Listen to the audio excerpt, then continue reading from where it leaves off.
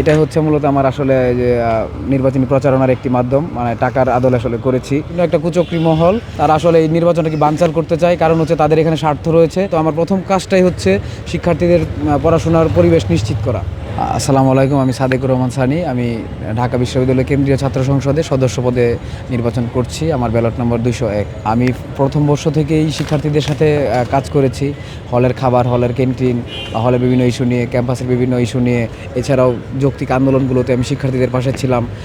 পড়াশোনার টেবিল থেকে উঠে গিয়েও তাদের ন্যায়সঙ্গত অধিকার আদায়ের জন্য আমি সবসময় তাদের সাথে যুক্ত ছিলাম।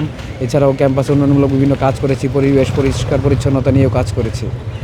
আমি যদি নির্বাচিত হই, আমার সামনে আরও 9 দফা ইশতেহার রয়েছে পরিবেশ নিয়ে, মানসিক স্বাস্থ্য নিয়ে। এছাড়াও সবচেয়ে যে আমাদের গুরুত্বপূর্ণ বিষয়, শিক্ষার্থী হিসেবে আমরা আসলে পড়াশোনার উপযুক্ত ব্যবস্থা চাই, এবং এটি আসলে বিভিন্ন কারণে বাধাগ্রস্ত হয়। প্রশাসনিক ব্যর্থতা এখানে যুক্ত এবং রাজনৈতিক অস্থিরতাও যুক্ত।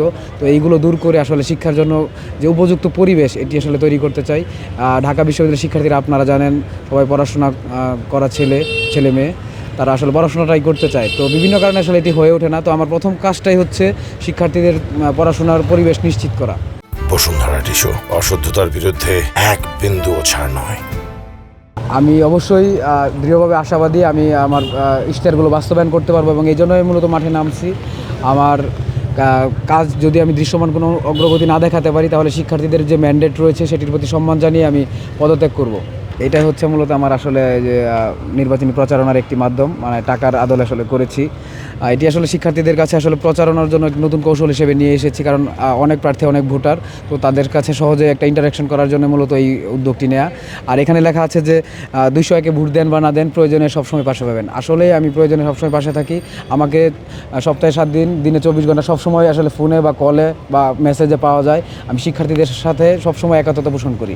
বিশ্ববিদ্যালয়ের ভিতরে তো আসলে শান্তিপূর্ণ অবস্থান রয়েছে। সকল রাজনৈতিক দল, নিরপেক্ষ, স্বাধীন যারা রয়েছে, ইন্ডিপেন্ডেন্ট প্যানেলগুলোতে যারা রয়েছে, সবাই আসলে একসাথে একযোগে কাজ করছে। তাদের মধ্যে আসলে খুব একটা মানে অস্থিরতা বা পাল্টাপাল্টি কামড়াকামড়ি আসলে খুব একটা দেখা যাচ্ছে না। এবারে পরিবেশ, বিগতবারের ডাকসু আমার অভিজ্ঞতা হয়েছিল দেখার, তো ওই সময়ের চেয়ে এটি আসলে বেশি শান্তিপূর্ণভাবে হচ্ছে আশা করি। আমি মনে করি যে ডাকসু আসলে তো শিক্ষার্থীদের কণ্ঠস্বর। ডাকসুর মাধ্যমে আসলে সবসময় অন্যায়ের বিরুদ্ধে প্রতিবাদ করা যায়, শিক্ষার্থীদের অধিকার বাস্তবায়ন নিয়ে কাজ করা যায়। আর শিক্ষার্থীরা এই দেশের ভবিষ্যৎ, এবং তারা সবসময় তারা সবসময় ন্যায়ের পক্ষে অবস্থান করে। তো আমার মনে হয় যে বিভিন্ন একটা কুচক্রী মহল তারা আসলে এই নির্বাচনটাকে বানচাল করতে চায়, কারণ হচ্ছে তাদের এখানে স্বার্থ রয়েছে।